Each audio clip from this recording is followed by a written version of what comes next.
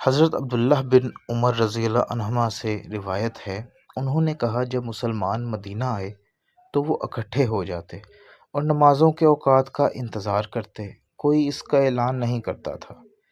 ایک دن انہوں نے اس بارے میں گفتگو کی تو بعض نے کہا عیسائیوں کے گھنٹے کے مانند ایک گھنٹہ لے لو، اور بعض نے کہا یہود کے کرنا جیسا کرنا۔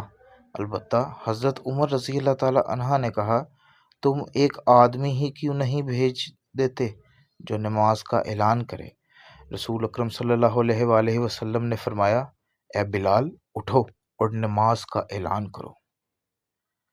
حضرت عبداللہ بن عمرو بن عاص رضی اللہ عنہما سے روایت ہے کہ انہوں نے نبی کریم صلی اللہ علیہ وآلہ وسلم کو سنا، آپ فرما رہے تھے جب تم مؤذن کو سنو تو اسی طرح کہو جیسے وہ کہتا ہے، پھر مجھ پر درود بھیجو، کیونکہ جو مجھ پر ایک دفعہ درود بھیجتا ہے اللہ تعالیٰ اس کے بدلے میں اس پر 10 رحمتیں نازل فرماتا ہے۔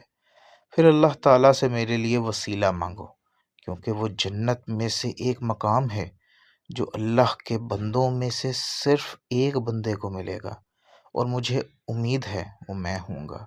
چنانچہ جس نے میرے لیے وسیلہ طلب کیا اس کے لیے میری شفاعت واجب ہو گئی۔